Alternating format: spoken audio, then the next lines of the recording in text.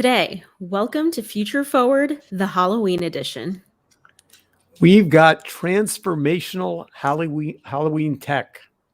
And also trends in tech that are downright scary. Plus a hit list of Halloween movies you just got to see. I'm Alexis Cordato, and this is Future Forward. I am Stephen Rosenbaum. Let us launch. Hey, Alexa. Hey, Steve. I can't believe we're doing Halloween. I have a confession to make. Mm-hmm. This is my favorite holiday. No. Okay. Favorite holiday. And I hate it's to not even disappoint you. This is like my least favorite holiday. Oh, well, we can see, and it'll be my goal in the next half hour to see if we can turn you around. Okay. I'm game. So we pulled. So first of all, I went searching for the greatest kind of changes in Halloween that have been driven by tech. And for those of you who are watching the pod, you'll see some great pictures. And for those of you listening, we'll describe them to you.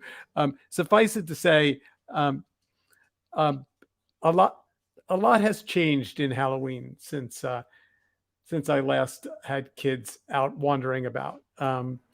Before we get into the actual show, quickly summarize. Why is your favorite holiday, and what was your best costume? It's a performance holiday, and I am a lifelong performer. I love costumes. I love wearing them. I love making them. I've worked in a haunted house for a couple of years. Not my favorite gig, but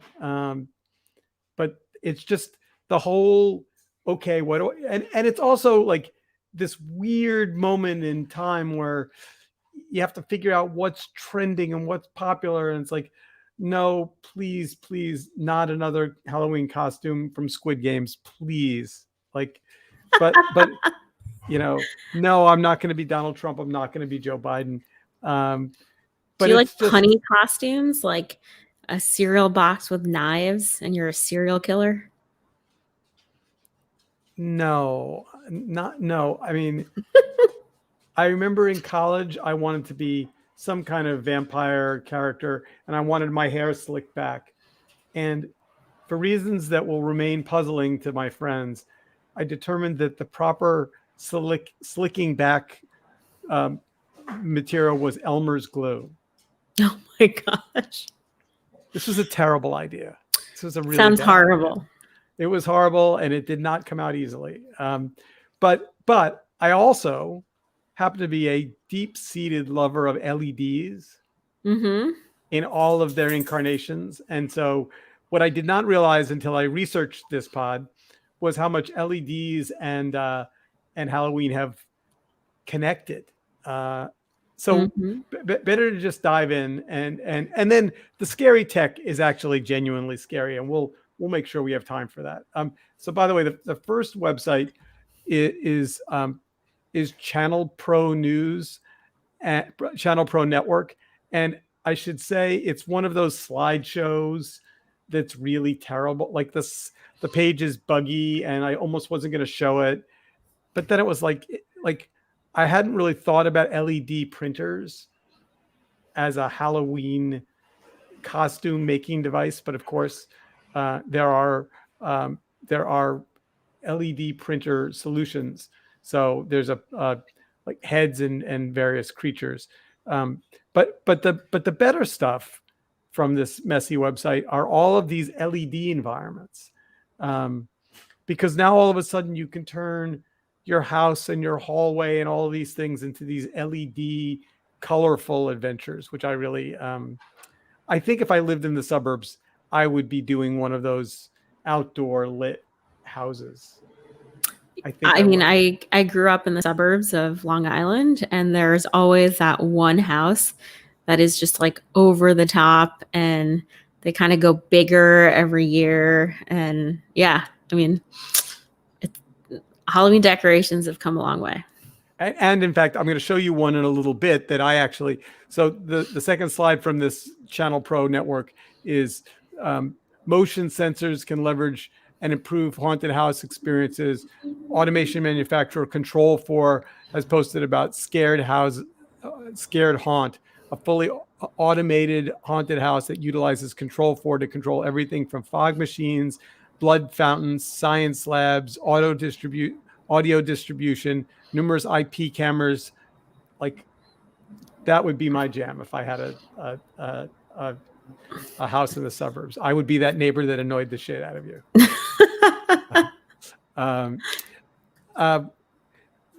I don't know how you would do this.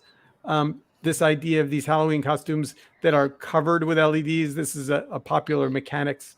I did bring with me to show those of you who are watching. This is like just a little low-tech string of LEDs, which you can wear around your head. You can wear in your clothes.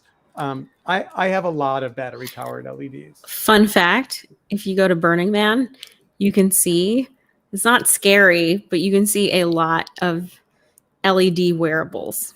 And like there are a lot of very talented costume makers who sew LEDs into outfits and clothes, and it's kind of amazing.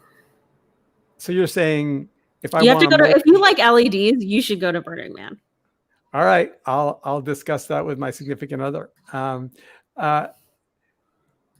want this site does not play well. It doesn't click. I like this idea very much. The idea of a animatronic vortex tunnel. I think I would build one of these. If there's one somewhere in New York, I would go visit it. Have you been to the haunted houses in New York? Is that like an annual thing that you do?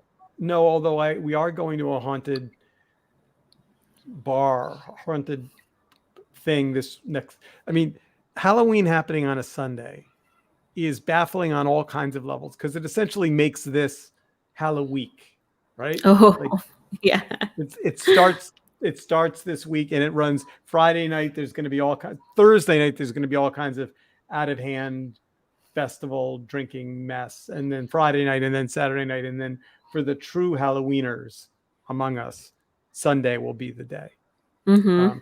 I did go to the parade every year, though. I lived in the city. So I've never been to the parade. What? Okay. How is it that Halloween's your favorite and it's my least favorite, and yet I've been to the parade like 10 times? I don't know, actually. And that may change. I don't even know if it's Saturday or Sunday this week.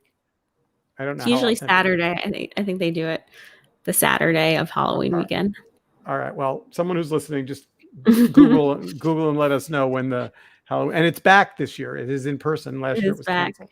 Yeah. So the last slide of this collection, and then we'll move on to was an outdoor drone based Halloween where you could actually have the ghost floating around the yard. I find this it's very creative. Very creative and terrifying. Mm-hmm. And fun. And if the children are wise enough to come to your suburban house with the ghost, then could you do a ghost with LEDs? I bet you could. Yeah, for sure. Yeah, so I'm gonna have to figure that out. I did find something as we go forward that I may actually do on my apartment windows, and I'll show you what that is. So this is from nixplay.com.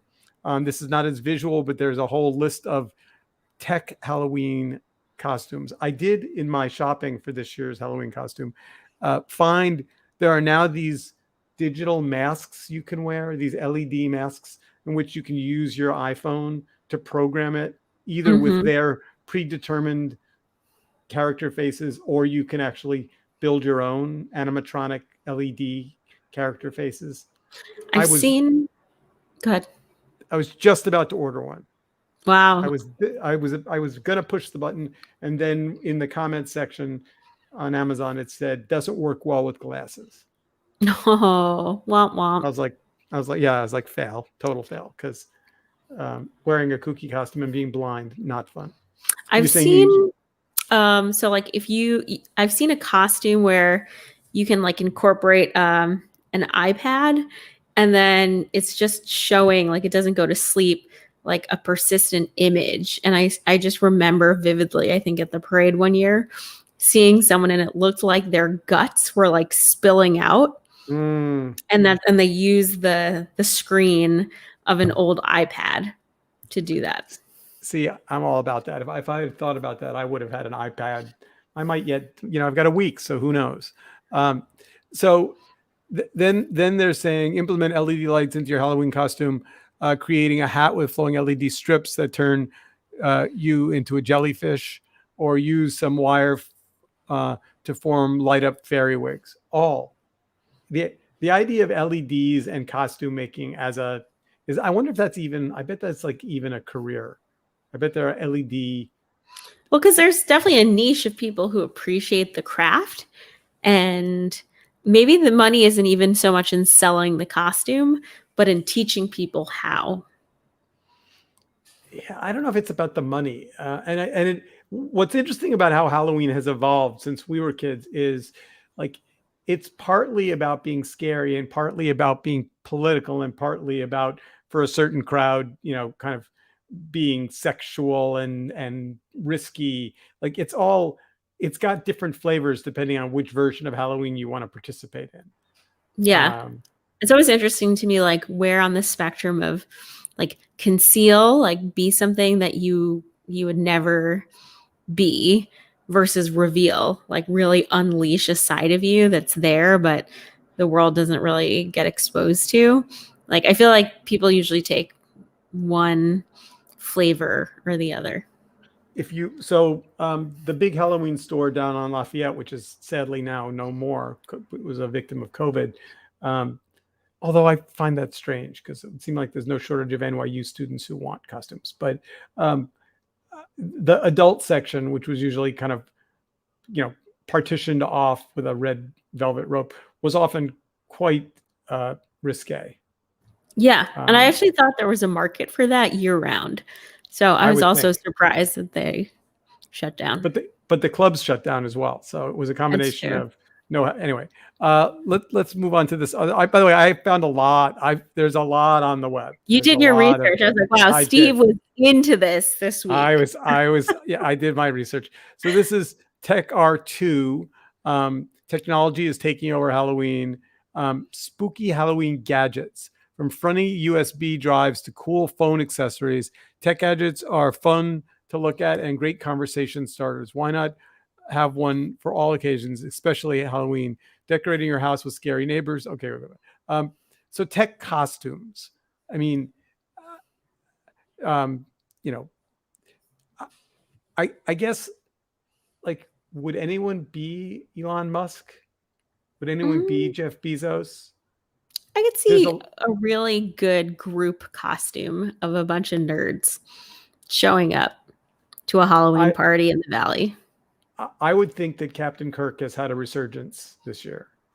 Yeah, so Squid Games is probably like number one in terms of like trendy costume this year.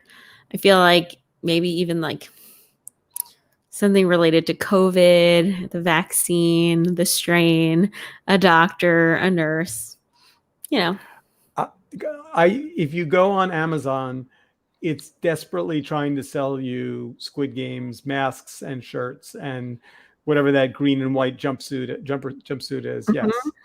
Vans, the sneaker, actually sold out because of Squid Games. So it's wild. But there's this window thing I wanted to show you. So now we're on design news. First and foremost, pumpkins.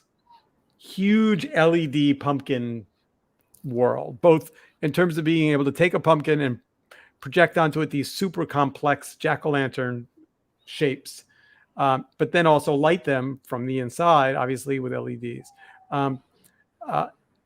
They also talk about rubber masks, and they say masks have gotten far more sophisticated than hard plastic shells held on by elastic bands. Yeah, okay. Mostly made in China and Mexico, silicone rubber masks of ghouls, ghosts, goblins, and political figures are the product of computer-aided design and precision molding. And the political figures are usually like caricatures. Like, they're kind of like poking fun of the person. So I've never worn a rubber mask to Halloween. And there's two reasons. Just They're to be hot. blunt. One, they're uncomfortable, hot, a little scary, and you can't drink in them. Right. Except like through a straw. Yeah. So what's the point? I've never done, but I do like seeing them. There's a whole fake spider web technology component that spray fake cobwebs inside and out has become popular and quite easy as a Halloween decoration. Yeah, I don't know if that's particularly original, but sure, cobwebs. Halloween drones. Mhm. This is an image of a witch drone. It's like super niche though, because you need like a license to deploy a drone. Well, you also need a license to do lots of things people don't have licenses. Yeah. I think I would break the law to fly my drone with a Halloween costume. I've also never. That's not true. I've occasionally dressed up my dogs. Mm-hmm. They're good sports about it, but they think it's a little odd. And we've gone to like the dog. Because you only dress them up on Halloween. Well, yeah, only on Halloween. It's not and then like there's like they're wearing sweaters and vests every day. No. And then, Central Park has a big Halloween dog parade, which is actually quite charming. So cute. Glow sticks. Seems like it's not that original, but there is a whole glow stick. Have they like advanced glow stick technology where it's like extended life? Because I feel like the average glow stick is maybe 8 to 12 hours max. Well, that's if you get a good one for Halloween. Yeah. All right, and then they're saying 3D decoration printed. I'm not quite sure where you'd print them and how you get them in time. I don't understand why they put candy corn as an option here. I don't necessarily think candy corn. It is the only candy, maybe other than Easter, those little rabbit things that comes and goes. I mean, you would think that if candy corn were as delicious as people claim it is, that it would be around year round, but it really is not. It's definitively bad. I will die on that hill. It's definitively bad. It's not tasty. Yeah, it's basically just like sugar. Mm-hmm. And then haunted houses, of course, which they're all, if you Google, New York is full of them. The problem is they all are pop-ups. So by the time you find it, if they're the good ones from the bad ones, they're gone. All right, let's get to scary tech. This is just the last. This is bestproducts.com, which is an indiscriminate website, but has picture after picture of what the big brands are doing. So Pillsbury is doing Halloween cookies. Krispy Kreme is doing Halloween donuts. Oreos is doing a spooky cookie graveyard kit. I'm not even sure what that means. Carvel has Hocus Pocus shakes, and Disney has a Nightmare Before Christmas ears. So there are lots of big brand Halloween things to do. All right, but the question that this is the last one. Scary scenes. Serious I've Halloween seen a lot fans. of these driving around. All right, well, you haven't seen any in New York, I bet, because it's not. No. But suburbia, Westchester. But Atmos FX sells MP4 files that you can play on a monitor or stick on a USB drive and play on your TV. But they work best with projectors. They can play ghostly apparitions, shambles, zombies, and many more things that go bump in the night. I happen to have a tiny little portable projector. You can do this, Steve. And I think I can do this. I don't know what Atmos FX is, but I will go and look. I bet there's also probably on YouTube a bunch of ghost loops. Like the equivalent of like the Yule log. Yes. Yep. And then I could just put a sheet on my window and project the ghost into it. And that I'm thinking that my apartment is going to have a ghost this year. This is exciting. This for me is worth the effort of preparing this podcast. Maybe you can convince your doorman or the people your management company to let your lobby show some the lobby projector.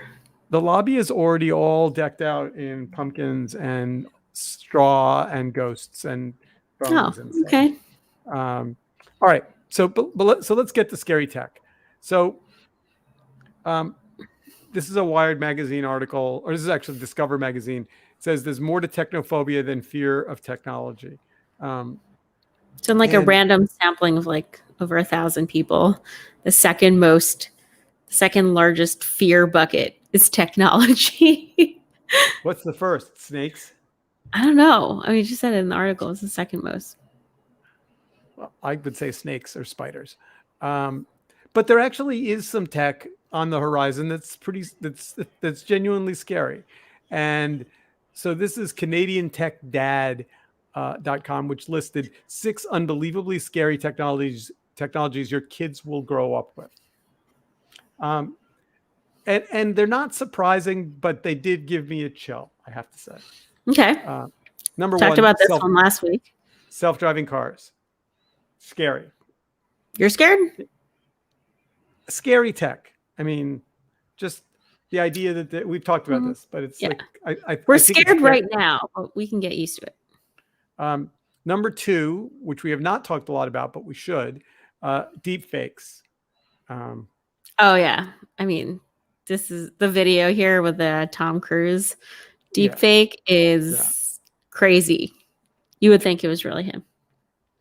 Just a matter of time before somebody takes Alexa's face, puts it on a fake, deep fake body, records something objectionable about a person or a thing or politics or the world, puts it out on YouTube, and you spend the better part of a week batting it down saying, that's not me. Well, this was a huge controversy with the Anthony Bourdain documentary. So obviously Anthony Bourdain passed away, but the filmmakers actually used deepfake technology, and the voiceover at the end of the film sounds like Anthony Bourdain, but he never said those words and recorded it and opted into the film. And his estate was very, very upset about it. Yeah, I think as a scary thing, deepfakes is up there. Next, and I was a little surprised they put this on the list. Brain computer interfaces, BCI. So we talked about this too with Elon. Yeah. I'm not scared of this. Are you? I'm puzzled by it, but I wouldn't say I'm scared of it. Again, I think the application of it is cool. Like people who, think about, I don't know, people who are like paralyzed or who have like speech impediments or something like that. Okay, facial recognition, scary? I think in the wrong hands, absolutely. Wrong hands. Name a hand that would be wrong. I don't know, like everybody. Yeah. But at the same, I say that, and yet I love global entry. And if I didn't have to like touch an icky finger pad that like 10,000 passengers also touched, and it was just like scanning me into the country, I guess I could be okay with that. It just depends. So I went to a conference the other day, and in Googling around to write something about it, I found that there had been a live broadcast of Cheddar. And I vaguely remember a camera crew in the corner with some lights on talking to somebody. So I watched the video, and I'm wondering if I'm in the shot. And I'm thinking, if there was facial recognition, they would know that I had been, they could have actually made a list of all the people that, I don't know. I don't know why that comes to mind, but I was looking for my face. I did not find it. Computer bots. Yeah. Depends, right? We talk about AI a lot. It depends. Social credit. I don't exactly understand why they think this is scary. Canadians are already accustomed to credit checks. These systems score and track us and how we repay our debts. But this system is nowhere near a dystopian nightmare as what China already has in place. It's like a credit score determines. There's a Black Mirror episode about this where it's almost like everyone in society is rating you. We're getting there. Yeah. And you get a better seat on the plane if you have a higher social standing. Look at last week's Tesla episode. The better you drive, the lower your insurance rate. Yeah, fair enough. All right. So 2 more scary things. We're just about running out of time. Will.i.am says technology without regulations is scary as hell. This is from Yahoo Finance. Technology is amazing, he told Yahoo Finance.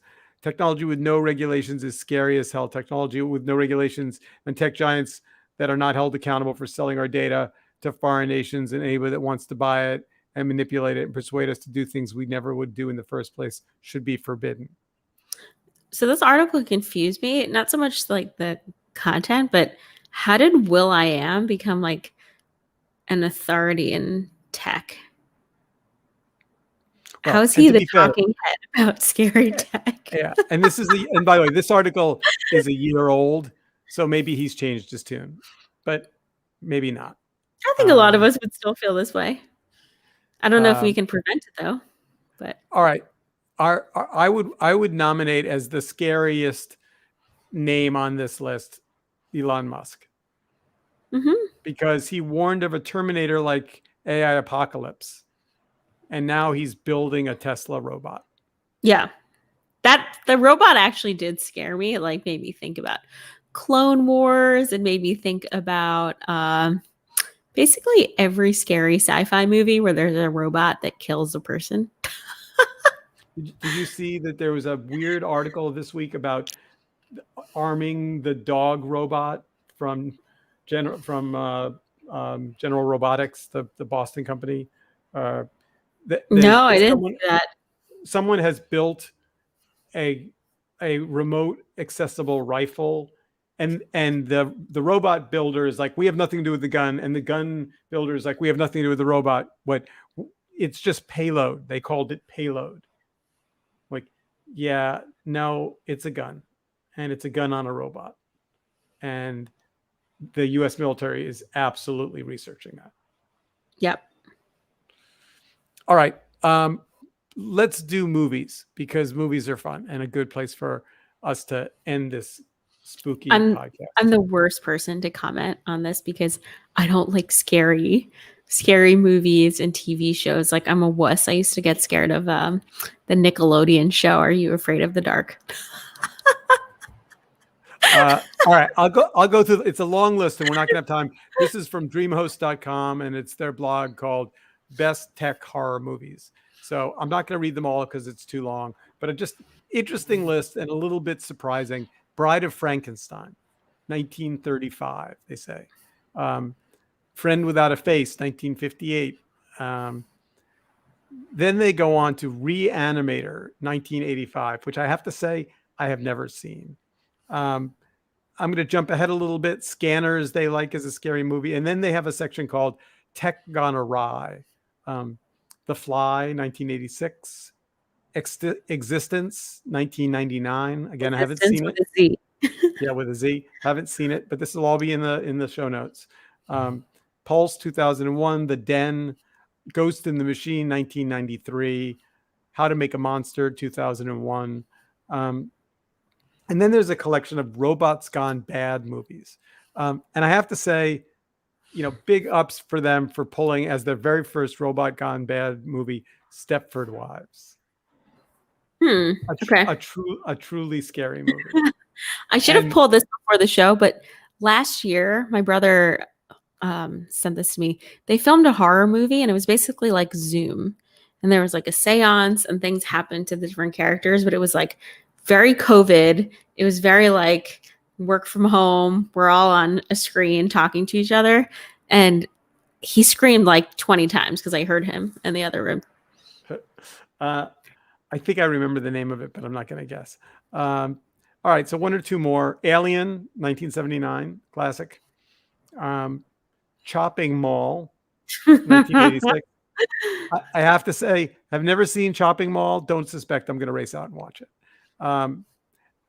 But the thing that this list reminded me of is how many other movies obviously we could put the Terminator on this list in 2 seconds. I mean, Robots Gone Awry, technology, wreaking havoc. I am now on season 1, episode 3 of Raised by Wolves. My parents really like that show. I watched the first few episodes. It's good. I had no idea. I don't know how I didn't know about it. I don't know why all of my various algorithms didn't let me know that there's a movie about robots gone awry and religious fanatics, but it's That's scary, but did you watch Dune? Did not watch Dune. Okay, I'm going to watch it. I have a feeling it really wants to be seen in theaters. Yeah, but when are you going to go to a theater and watch Dune? It's not showing in theaters, right? No, it is. In fact, the director is very upset because HBO premiered it in theaters and on HBO Max at the same time. But I haven't seen the new James Bond movie yet either. So I don't know what. I mean, I'm doing in-person events. You're like near one of the best theaters, two of the best theaters in the city. I don't know why. It just seems like a bridge too far for a moment. Okay. I don't know. All right, folks. So we want to hear from you. We want to hear about your Halloween plans. We want pictures of your costumes. Scary, funny, punny. I'd never thought of punny costumes before. I will consider maybe going to the Halloween parade if it's Saturday. That would be fun. And Alexa, I'm sorry you can't join us, but I will send you. I will send you pictures. Okay, I'll send you treats. All right, we're out of time. See you next week. Bye.